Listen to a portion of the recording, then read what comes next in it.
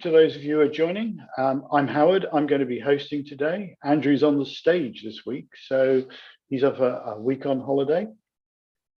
So for those of you who are used to joining us, we will be using Slido as usual, and you will find the Slido code on the right-hand side of the screen. You can enter it in one of two ways, which is to use your QR reader on your phone, which is where a lot of people do it, or you can go to slido.com and you can tap in today's code, which is #leadersmeet 181122, which is today's date. So if you want to do that, you can start taking the poll. I will run through it so that we can get everyone to actually start to complete it in a moment.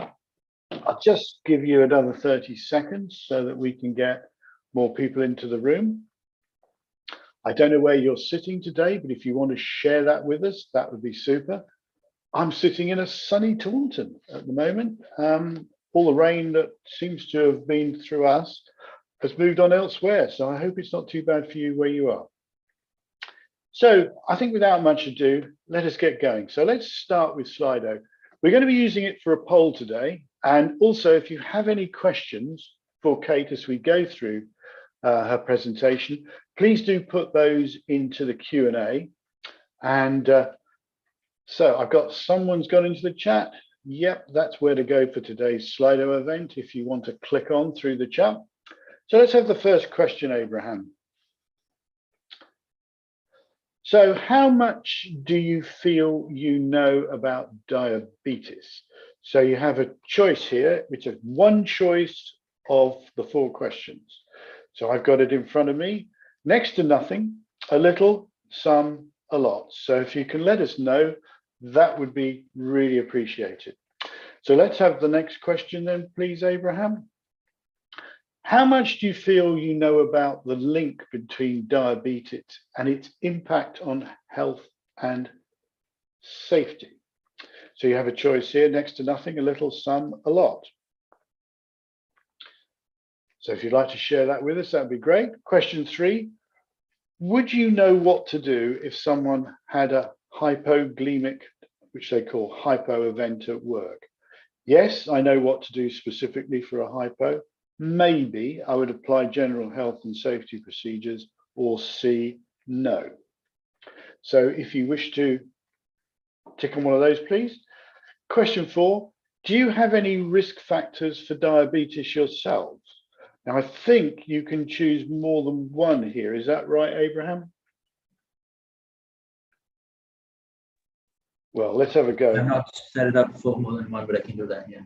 Oh, okay. So it's a choice of 1. Okay, so choice of 1. And lastly, on question 5, how comfortable would you be to share a diabetes diagnosis with your employer? So it looks like only 2 people have completed at the moment, but I'm just about to push my button, so it should take it up to 3. Oh, it's gone up to 4. So we'll just take a moment or two just to let people finish that. We're going to share the results of this survey after Kate has given her talk. So if you have questions, and I'm sure you probably will, and I certainly do, in mind, please bear in mind you can use the Q&A. I'm now going to hand over to Kate, who is the Chief Executive Officer of Diabetes Safety Organisation. I will let her explain a little bit about herself and the organisation. So welcome, Kate, and it's over to you. Many thanks. Thank you, Howard. As Howard says, I'm Kate Walker. I run a company called the Diabetes Safety Organisation, where we look to support people and organisations around the impact of diabetes from all aspects, from safety, productivity and wellness. So it'll come clear, I think, as we go through the slides. So I shall share my slide deck with you. So really for the next 40 minutes, maybe, I shall go through all aspects of diabetes, kind of covering, for those who don't know, what diabetes is, the impact at work, and then also what we can do individually and as organisations to improve the health and well-being of ourselves and staff. Before we do, I have started off with what are the risk factors for diabetes. And I think whether this is for yourself or whether this is for a workforce or other people you know, I think it's really relevant to start to think about the likelihood of diabetes before we look at the numbers and the size of the challenge across the country. So if you score yourself through this, honestly, we're not going to ask you this is just you for yourself to get an idea. And again, whether this is you or for an organisation or for people you work with. So it's not that much you need to score, actually, to look to see if you've got pre-diabetes. And this will become relevant in a minute. Now, this isn't to put you off for the rest of the session. Please don't run away. We have answers, we have simple solutions, and the reason why we're doing this is coming slowly to you. So what we'll touch on is diabetes itself, the workplace risks from it, your role, and then kind of what a workplace could do to ensure health and safety around diabetes. So I think one of the first things we need to recognise is diabetes is without a doubt a hidden epidemic. We know there's over 4.6 million people living with diabetes here in the UK, and 700 a day are diagnosed.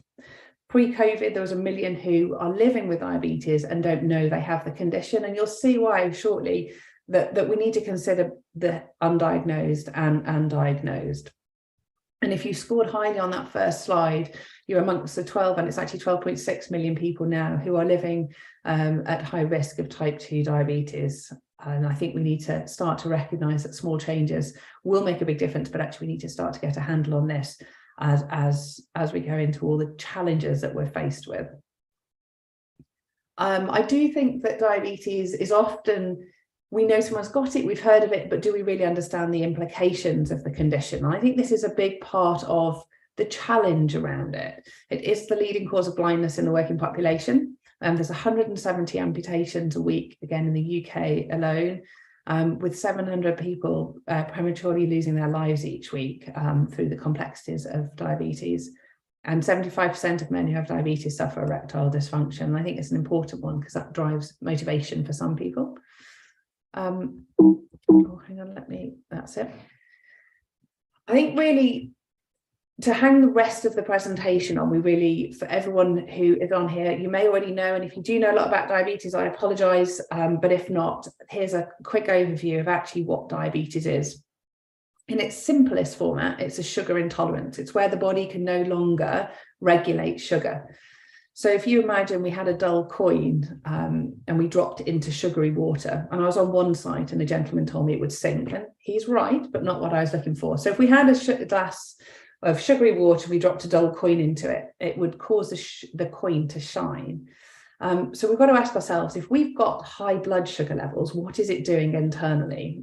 Sadly, we're not robots, and so it's not making us shine, but it's starting to damage us internally with those high blood sugars, whether that's the eyes, the toes, all those complexities we talked about, that's what's happening. So for the undiagnosed, those million that we touched on, possibly more post-COVID, those undiagnosed, their blood sugars are high, may have been for 5-10 years for some people, and that damage is continually going on. And we need to start to ask ourselves, how do we help people come forward? Because it's a condition that can be managed and in some cases reversed.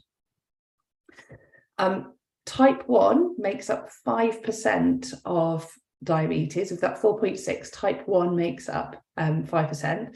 And it is a different condition. I think for people living with type 1 diabetes, I think it's really important for companies and individuals to understand the difference, because I get somewhat frustrated of the lack of understanding around it. It's actually an autoimmune disease, and the body completely stops producing any insulin, and they have to go on to self-regulate, so externally either inject or use pumps and manage their own blood sugar levels.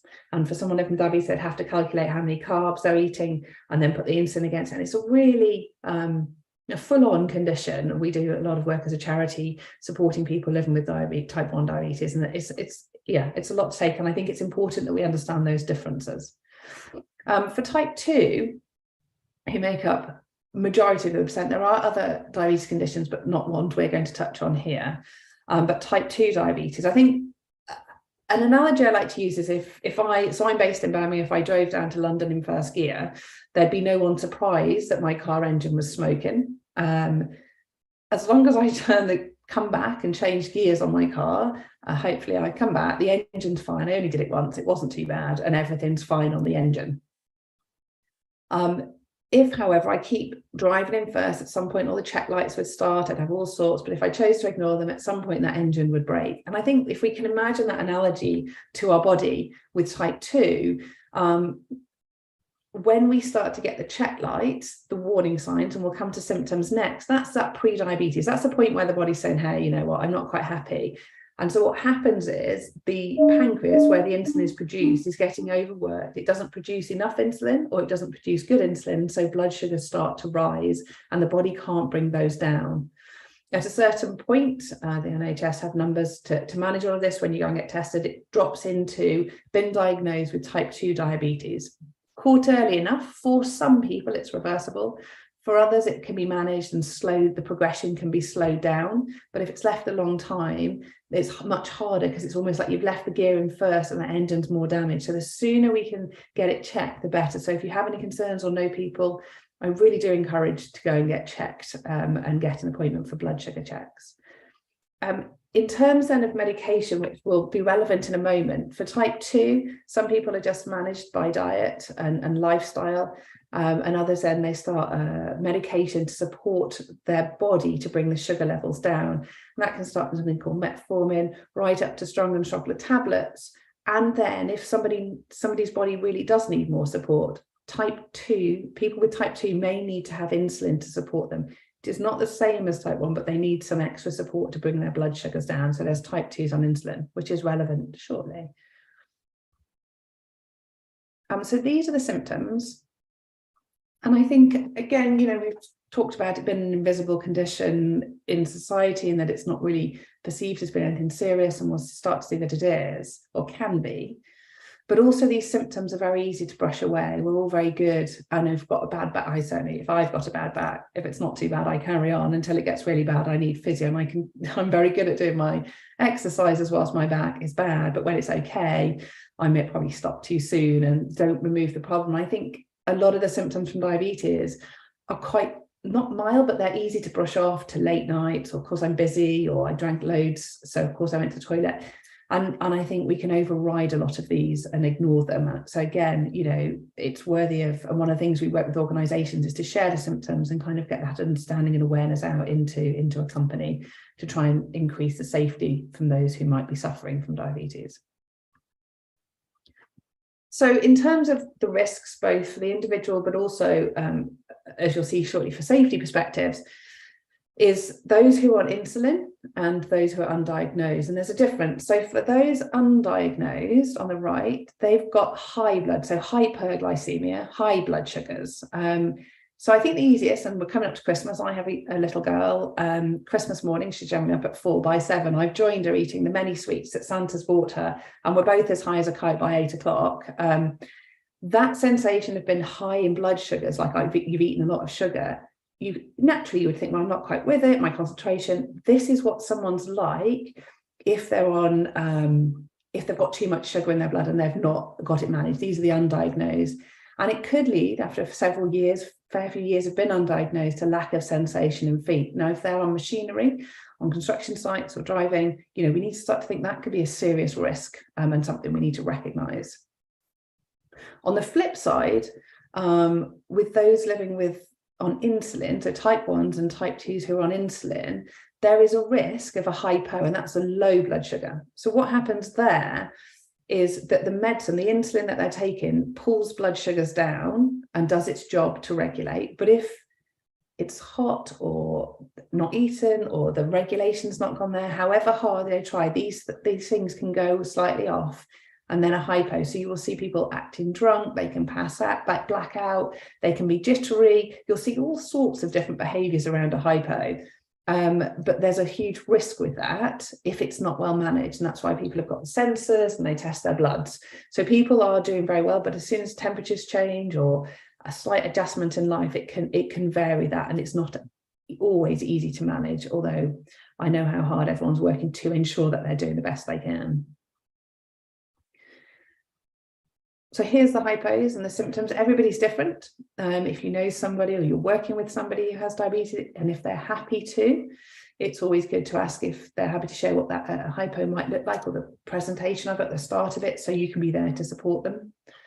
We do work with organisations to ensure that they've got hypo boxes or glucogels or something to help someone come out of a hypo. Lucozade was always thought of as a good medicine, but actually, as the government take more sugar out of products, we are seeing more challenges around ensuring that we can get sugar to the person fast enough. Chocolate has too much fat in it, so there's hypoboxes, hypogels that can be in organisations, ideally next to DFID, and it's one of our missions is to try and make sure they are, because it also raises awareness. So that's kind of the diabetes is a very whistle-stop tour. Obviously, there's a lot more detail, there's a lot more we can share, but to kind of just overview where that looks like. So in terms of then the risks in the workplace, we need to look at 3 areas, and we're just going to touch on each one of these as we move on. So the 3 areas in terms of the risks are the safety, compliance, and then productivity. So from a safety perspective, when we looked at the hypos or hypers, everybody living with diabetes is absolutely doing the best they can. It is not an easy condition to always manage, and we need to ensure that we protect and support people living with it. There are no bans in this country for driving or for anything else, which we'll touch on, but we just need to ensure that as an employer, we are doing everything to support people living with diabetes and the risk assessments to keep them safe. We don't have data on any of this, and if any of you have organisational data on diabetes, we'd be grateful. It seems to be very hidden. I think like mental health, a lot of this data is hidden inside musculoskeletal and other conditions because people are still fearful. There is definitely still a stigma around diabetes, and we want to try and break that down so we can support more people. From compliance, I don't have a legal background, so you probably all know more than I do, but from the legislative point of diabetes in the workplace, we've got Health and Safety at Work Act of obviously ensuring everything that's done is reasonable and practicable to ensure the safety of staff. And I think that's something that's important when we think about risk assessments and specificity around a diabetes risk assessment. The Equality Act, ensuring that we're not discriminating, but actually supporting people living with diabetes. And more often than not, diabetes will fall under a disability. And we are advised from the law firm that actually we would treat them as that, even if it wouldn't technically fall if they're on no medication. And then an important one for many companies is the DVLA regulation. So for those who are on insulin, they have to test every 2 hours whilst driving. This is only on road, and it's something we're working alongside the Cabinet Office and hopefully government shortly to try and ensure that those same regulations are done off-site. The HSE are saying that it's implied, but it's not definitely there yet. And I think we need to ensure for everyone's safety that we are getting people on insulin to test, and that we are keeping everyone safe on sites. Now, I said to you there's no data on diabetes, and there's not. This is modelled data that has been modelled from clinical papers, to start to look at saying, what are the risks? How serious is this? Is it just, another thing? But actually, when you look at the data and model it, what we're looking at saying is that in a company of 1,000 people, we would anticipate 3 to 6 severe hypos a month. Now, that's requiring assistance of somebody else. Many organisations say, oh, we haven't seen that. Some organisations are giving us anecdotal information of things that have happened. We've seen one had a hypo, didn't tell a company they had diabetes and killed a cyclist. Other people have fallen off scaffolding. We have a lot of anecdotal. We don't have any evidence, but this is what the model is suggesting, and we can start to see the impact. And it's just worth mentioning the moderate hypos, because we'll look at that from a productivity data point that we'd be having up to 50 a month, and the impact that will have shortly. Again, this is model data. We don't have definitive stuff, but we would anticipate, and you can all see that kind of where this is running from, but actually for a company of 1,000, just from the loss of time from the left-hand side, what's happening causes actually 30 hours a week lost from non-severe hypos, and that is very clinically referenced. So I think it's just worth noting, if we support people and give them that space and opportunity to do what they need and the additional support, this would really bring a difference to companies and help with that. And these are some of the anecdotal stuff that we are told. Obviously, we can't tell the companies that it's come from, but you know, every company we talk to, we get told something, and so we're really there trying to develop and support them to put the right things in place to help individuals and then keep it a safer workspace. I'm more than happy, I don't know if it's a normal thing that happens, more than happy for slides to be shared, if that's all okay as well. So from a work perspective then into ourselves of what good looks like from a company, we'll touch on at the very end, but we can start to see that diabetes has an impact. We've understood what diabetes is. And then I think it's always important, you know, when we're on here, whether you have diabetes yourself, whether it's something that interests you, but actually what can we do individually for others and what can we do for ourselves? And I've promised faithfully no extreme diets, no empty promises. I'm sure, well, I'm assuming, and that's very bad of me, that any of you have still managed your New Year's resolution from January this year. If you get past the 13th of January, you're doing fantastic. So I promise nothing extreme in this section. But in terms of helping others first and then ourselves second in this, not actually to do, we've noticed from research that we've done inside organisations that actually workplace awareness and understanding of diabetes is not high. People wouldn't know what to do, and so it only drives us further to really say, how do we help? And taking away from this information, you know, what could you learn? What could you help other organisations do to become more safe around this? And then actually people living with diabetes may need additional support to help them with their awareness of their hypos and support from that.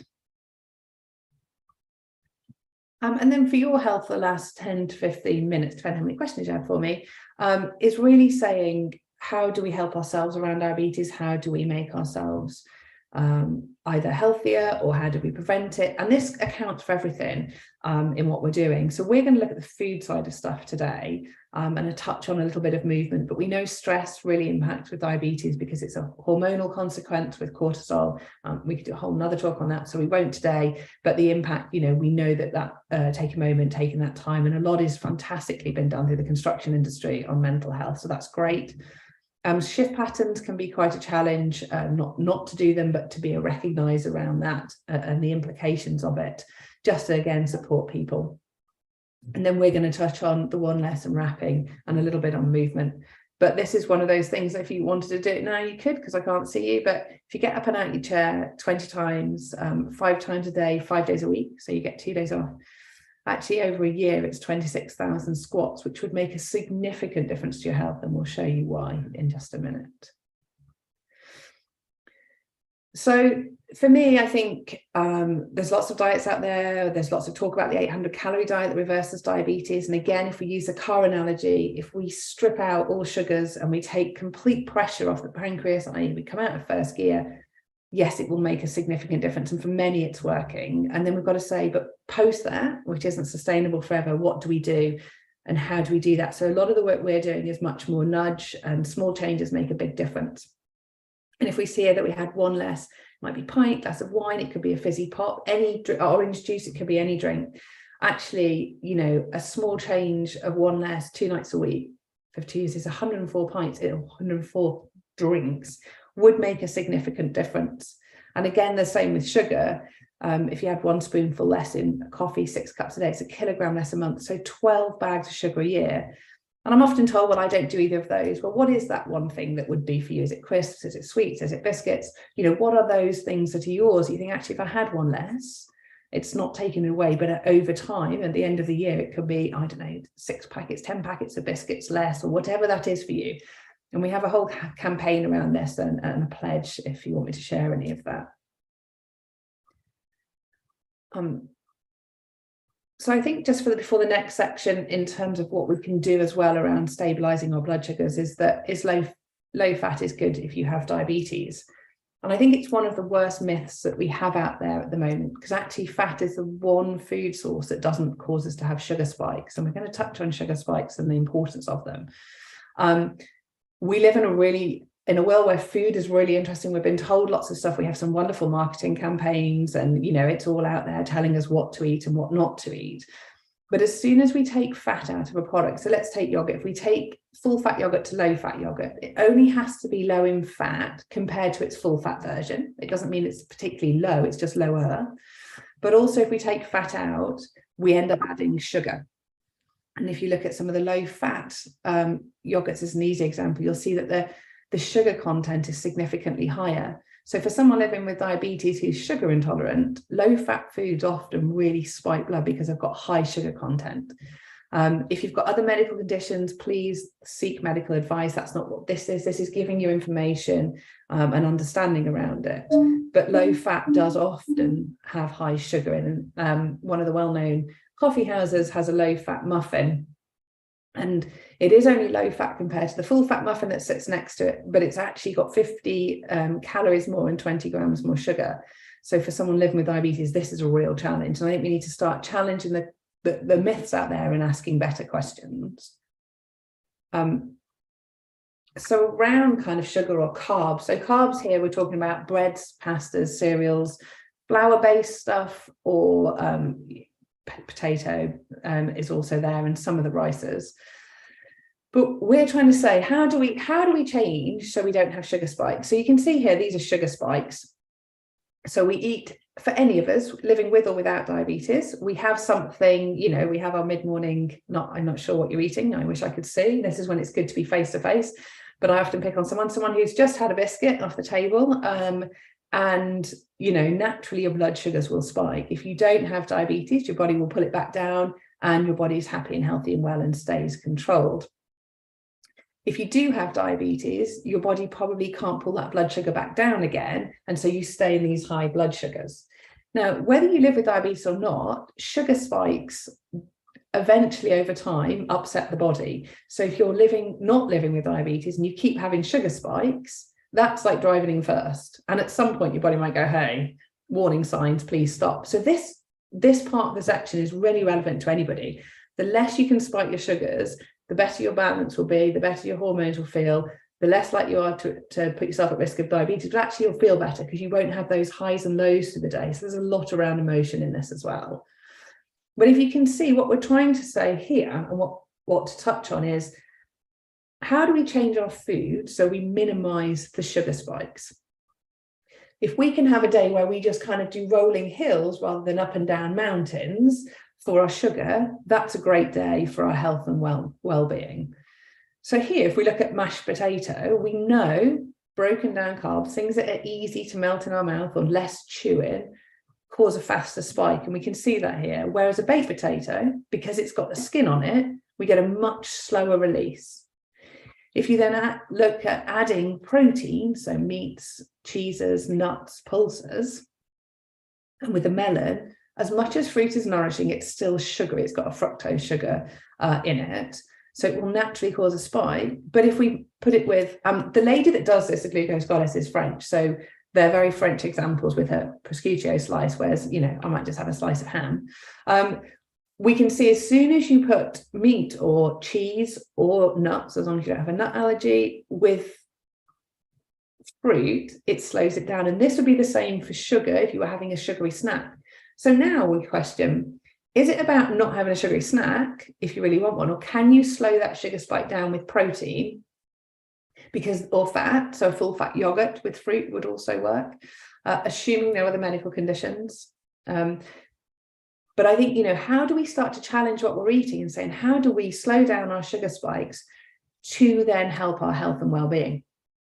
So again, fries aren't a problem, but if you have it with a salad, because of the fiber and the oils on the salad and the avocado and all that comes with it, because fiber also slows down carbs. So it's not just the proteins, but the fiber from the vegetables.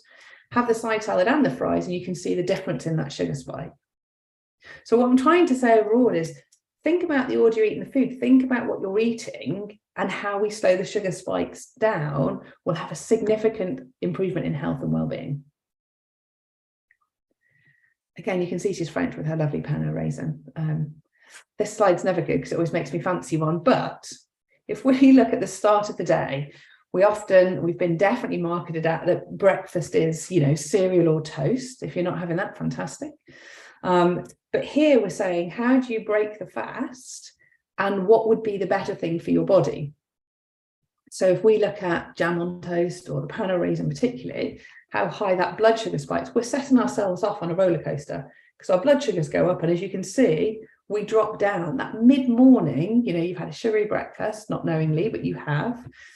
It flies up mid-morning, you know, we all get that bit, well, I'll speak for myself. I get a little bit grumpy, I'm ready for something else, work just suddenly got really tough or whatever. Then we go find some sugar mid-morning, back up we go, down it comes, and off we go throughout the day. If we look at the bottom and we start with some, you know, toast, even if you want to still have it, but with a nut spread on it, again, no, as long as you don't have a nut allergy, or we put avocados on, we can instantly see that the fiber and the protein slows those spikes right down.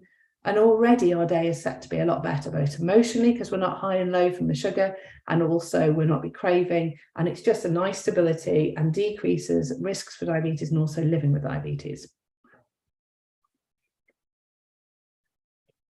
Now, as I told you, I have a little girl and she's got Haribo. She likes Haribo, which also I like. So I liked this slide because I can still have my Haribo, but actually stabilize my sugar as I spend my life preaching about it. We need to look a little bit lively.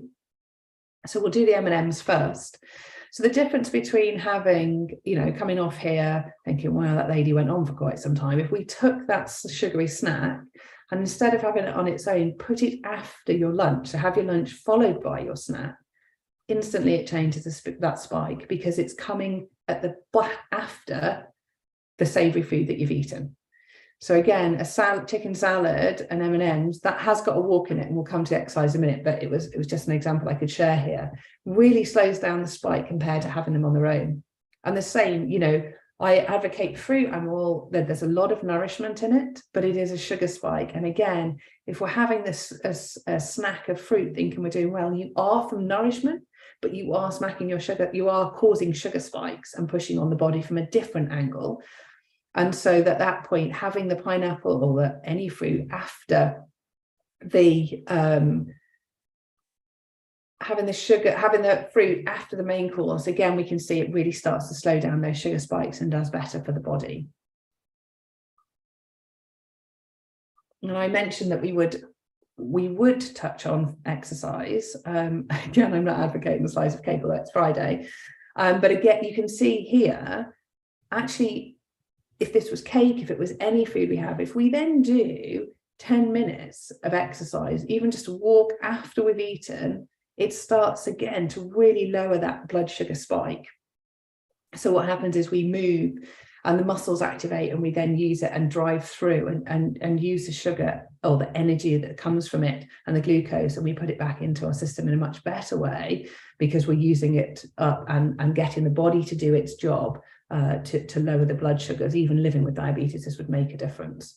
So we can start to see that this really lowers those spikes again. So whether you want to change the order you eat your food in, whether you want to look at having snacks either stabilized with proteins or having them after your meal and or walking afterwards, if time permits, this can start to really change your health and your risk factors to diabetes. And if you're living with diabetes, actually control and regulate everything for you. So in terms of the food side of things, just to finish on, the things we're looking at, you could have one less, and then it's about clothing your carbs. So how do we eat the breads, pastas, cereals, and some of the potatoes in a way that it doesn't cause our blood spikes? And that's either if you had a plate of food and you've got the meat or the meat alternative like the nuts or pulses along with veg would be eaten before the rice or the naan bread or the potato. That alone would slow it down. And a charity group that I run as well, we've had one gentleman, all he's done is change the order of his food and he's lost over a stone. It's taken several months and he's noted that he's eating less. So this does genuinely work. And I was quite shocked because he's not one of my, he's a regular to our groups for the last 10 years. And it's the first time he's really changed because he said it was something that was manageable. So yeah, quite excited that he has, if I'm honest.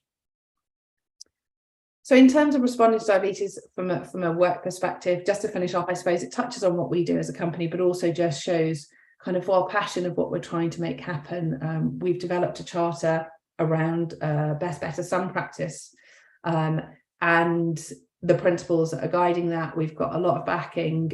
It's gone into the Cabinet Office through the construction gentlemen. We're really pushing hard to try and get support, and we've got a lot of support from industry to try and support organisations. And then I mentioned the One Less Challenge, which can be signed up to, and also the awareness campaigns and presentations that we do. So that's really just touching on what we do as an organisation.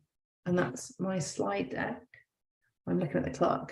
Finished in good time. So happy for questions or anything else that anyone has for me. Thank you, Kate. Very interesting. I wonder if you could stop sharing your screen. What we'll do is we'll have a look at the poll and see what you think. Okay, so Abraham, if you could put the first question up, please. How much do you feel you know about diabetes? So let's see what the room knew. Looks like we had a room with some knowledge. Is this what you would expect as normal, Kate? I think, yeah, I think when people see diabetes at the moment, it's often as an interest or personal interest they come. So yes, it is what I'd anticipate. I'd love to get to the point where we have more who know next to nothing, because they're the people we really want to get towards, but they're often put away by titles of what-off presentations. But yeah, and it's just lovely that so many people want to keep learning. That's what excites me. Well, 2/3 was some and a little, so only a third knew a lot. So I certainly learned more than I'd expect. In fact, I was a little bit worried at scoring my own points, which I'll come back to in a minute. Let's have question 2. How much do you feel you know about the link between diabetes and impact on health and safety? 60% said some. So 10% said next to nothing. So again, is this what you would expect in a session? I've never really asked this. It's an interesting one, because we've not done a poll on this. We often send it out independently inside an organisation. So it's quite interesting to see. It's nice to know some is known, because a lot of times we talk to organisations, very little is known. So yeah, it's refreshing actually. But is some dangerous? Perhaps that's a question we'll look at in a minute, or perhaps we cover it now. Is this the problem that people think they know some, so they can't be bothered to find out anymore, and what they know actually may not be the real thing they should know? I think this is the problem, not just from health and safety, but definitely with health and safety, but actually for diabetes as a whole. It's a really, I can never quite articulate it, but I think it's a really interesting condition where everyone knows somebody with it, but nobody really knows anything about it. And I think that comes across both in people's lives through the NHS, because I work closely with some people in the NHS and universities, but also in organisations. And I think it's a real challenge across the board. We talk about mental health and people know, talk about cancers and there's that element, but it just isn't really understood of the sheer magnitude and challenges. So it does feel like, as I said at the start, it's a very hidden condition in all aspects. Okay, let's have the third one, because I think there's some more questions that will leap out to us, and maybe other people will have them. What would you know what to do if someone had a hypo event at work? 40% said no. Yes, I know what to. So only 30%. So if you are have a hypo at work, the chances are none of your colleagues would really know what to do. And how dangerous is that? Yeah, especially if it was a severe one where they drop very quickly to serious low numbers and they're passing out. It's very dangerous. And I think my biggest fear, insulin is a word known to go with diabetes. And if somebody gave somebody insulin whilst having a hypo, there's the real serious risk of them killing them. They need sugar. So for me, yeah, that's quite a scary piece of data. Now, when you say sugar, I mean, is this like give someone Mars bar or something like that so they can get sugar into their system? No, Mars bars have too much fat in them. It needs to be instant sugar, particularly if they're very low. So you can get hypo gels, which I think are really important. I encourage for first aid kits. You can get liquid shots. And so they come in the right amount that is needed to get them out of that. And I would really encourage that. I mean, 5 jelly babies will do it, but as I always laugh and joke, they don't often stay in offices, they get eaten, whereas these shots and gels are a little less tempting. But if you don't have a shot and gel in the office, what do you do?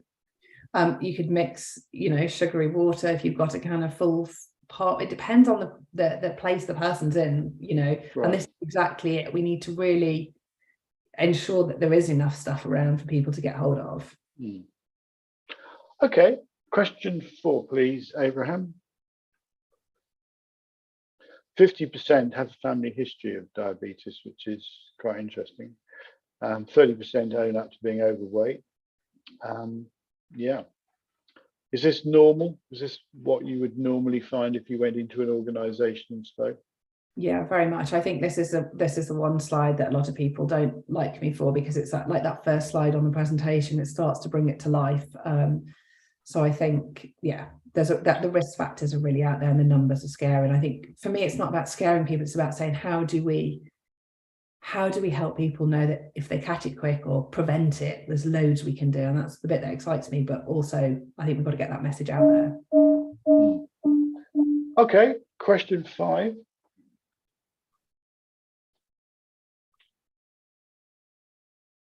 Yeah, this is interesting, is it? 60% are not sure they'd be comfortable at sharing it with their employer. 40% feel comfortable. So, yeah, not comfortable at all is reassuring, but not sure is not great, is it?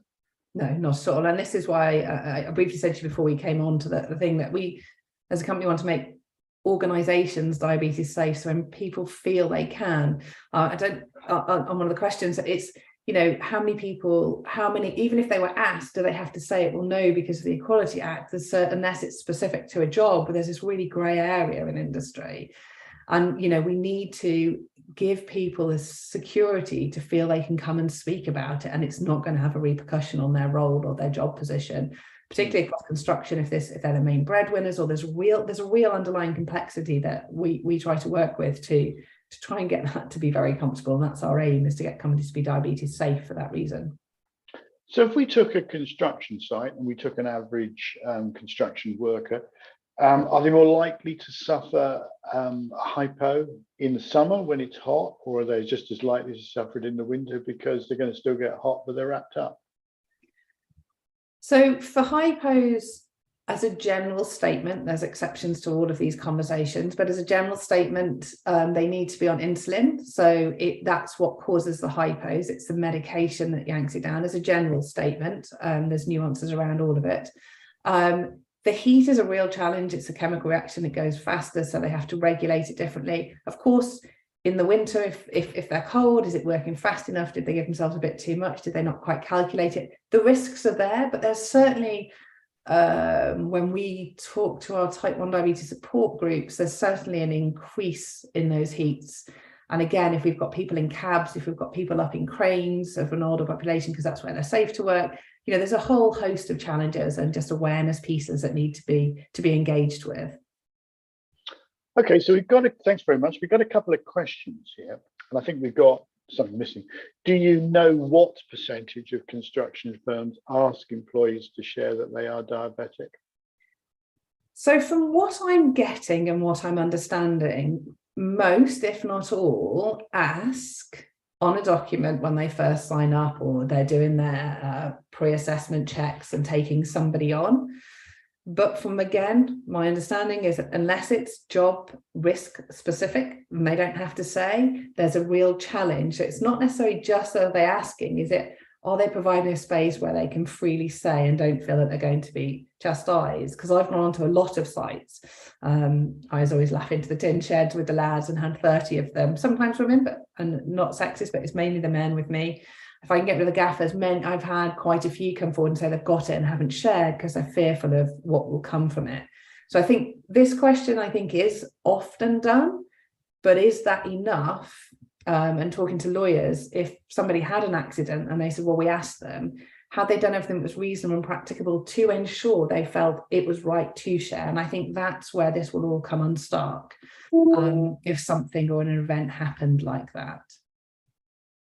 Given that people might fill this in at the beginning, and it might go into a record, do you think it should be the responsibility of the sort of team leader, the person on the site, to actually just check with people? So look, Yeah. you know, Sorry. no, I was going to say, just to ask them a question. You know, a new employee starts, you don't see their record because that's probably in head office somewhere else. Do you think this is good procedure that should be done? I think it comes, and I think it comes to that point like we're getting with mental health, where it's just a conversation and people can come and say, I've got this. You can get bands that say, I'm not drunk, I've got diabetes. You can find there's lots of mechanisms, because what I think in an ideal world is that people want to share they've got it so they can be supported by their colleagues. And as you rightly say, that line managers every so often, maybe it's brought up in a safety moment. Hey guys, if any, or hey team, if there's anybody who may be living with diabetes or you want to share anything, we're here. This is how it would look. I think it's that. How do we get it into the place? Because it's more than just the question, isn't it? They've got to want to answer it honestly and feel safe they can. So I think, yes, I do think team leaders need to understand the condition so they know what to ask and they know how to respond. And I think also then kind of that space around the conversation, so over time they feel that they can share with the answer honestly as well. Okay, thanks. We've got one more question at the moment. Please send more in if you've got them. Don't be shy. Is pre-diabetes dangerous? That's always a hard question. So pre-diabetes is a check light coming up on your car. Caught early enough and assuming, and this is a hard thing with the human body, we can't see inside it, so we don't quite know what's happening. But if it's caught early enough and we start to make those adjustments, the stuff we talked about managing the blood sugar spikes and taking the pressure off the pancreas, changing that gear, often can reverse. People will see that they fall back out of that category and into I don't think normal is the right word, but out of that category and back to standard. So no, as long as we're not living in it for too long that we then tip into diabetes. So I think it's that warning light that says, let's do something and help the body function how it should. But in terms of dangerous in and of itself, no, as long as no other precursors or anything else sitting underneath it. That's not my best answer, but I don't think there's a definitive one. So I apologize on the person asking the question. But given that doctors trying to get an appointment with a doctor is pretty near impossible these days. If you think you have it, what do? Do you try and treat yourself? Just go and find out? What would you recommend? So I think if you think you've got it, I think that's an absolutely valid question. One, as you can imagine, I'm asked on a regular basis. So I think ideally, I do think if you can get a doctor's appointment and the test you want is called a HbA1c, but if you ask them for a sugar test, that's fine. Nurses can do it, so you may not need to see a GP. Sometimes some pharmacists do it. So it's about exploring where in your area you can also get that test done. But you can also buy a blood testing kit online anywhere, and that you take the blood in your finger. Now, just be mindful that's measuring the blood in the moment. So this might be a precursor. If you're like, I can't make the appointment, I'm just frustrated, you could buy a kit online on the internet. It's a glucose testing kit. I can share that information. That takes the blood sugar at that moment. So if I had just had a biscuit before I came on this call, which unusually I didn't, but if I had and then I was taking my blood sugar now, it would be high. I don't have diabetes, but it would still be high because that's in there. So if you use that testing kit, do it first thing in the morning when you get up, over a few days to take an average, and that might give you the opportunity to see what that looks like, see whether it's worth being even more forceful. It's just an option, but the idea would be to go and get a blood test in the ideal world. Well, given that people's budgets are getting tighter and tighter, personal budgets, I suspect people will avoid going and spending money on a test. They'll just sort of ignore it, unfortunately. But do you think, I mean, given that it's £10, I appreciate £10 is quite a lot for some people, but I would also encourage, let's look at our health and well-being. But it is free to GP, so I'm sorry to interrupt, but I think let's push that the GP is the place to go. It was just an alternative, but I think the cost to our health if we don't is quite significant. If we know people who have ignored the signs, I'm very passionate, there's 170 amputations a week in the UK from diabetes. And I think, it's not a scare tactic, it's not intentional, but I think you know, what can we do for ourselves? We are worth being healthy and happy for. Yeah, no, I mean, I totally agree with what you're saying. But two questions I would have is in the pre-diagnosis, you put down white male, that sort of thing. My own experience, that I'm not saying that men don't get it, but the only people I know that have actually died through diabetes and have had an amputation have actually been women. So is it more prevalent that men get it? Because there's a lot of overweight women around. I'm not trying to be sexist here, but there's a lot of overweight women these days, just as much as there are overweight men. So is it a time bomb for women as well? I think it's for everybody. There's really interesting data, and I've not got it all in my head. So I think it's a good question in terms of what that split looks like. It's not a disease that discriminates. It really is for anybody and everybody. We have so many other factors. That assessment score is taken from some of Diabetes UK's research. It's just a very top line test. One of the factors happens to be it can be more prevalent in that population. So that's where those questions come from. So it's not our data. In terms of for anybody, there's so many other underlying risk factors that we need that don't get looked at. So stress levels, hormone implications. There is some evidence of genetics. We know there's heritage. I mean, the list is endless, and so I think it's very challenging to be able to define that easily. But that was just the data that we've taken from Diabetes UK, who are, you know, very high up on this. So I think it's more an indicator of, and like with everything, there will always be it is an open thing for everybody. So I think it's a ticking time bomb for everybody who isn't making those choices. I'm going to say, if anyone's got any more questions, feel free. I've got another one here. When you join an organization, you fill a form in. You say you don't have diabetes. Do you think, like the little questionnaire you've had here, organizations should do annually with people, just as a checklist? I think it puts a lot on organisation. I think it's getting this very fine balance between what is manageable for organisations and what's not. In an ideal world, I would of course say yes, but I also wonder, and we've been working with some big organisations on this, is looking at risk assessments inside an organisation and potentially even to start with saying, where's our greatest risk, where are our bigger risk factors? So fleet obviously present as quite a risk. Certain work roles may be higher than others, than office based per se. I think it would be great to have it across all, but I think the reality is, can that all be done? But I absolutely think these sorts of questionnaires, more subtle, maybe softer touches with inside organisation would be beneficial, with the aim really maybe starting in the higher risk categories, like some of the organisations we're working with. I think that's got a real sensible process to it. Okay, I'm going to ask a bit of technology here. Before we came on the air, Kate did suggest that it may be an idea to look at diabetes and the sort of legal aspects of it as a separate session.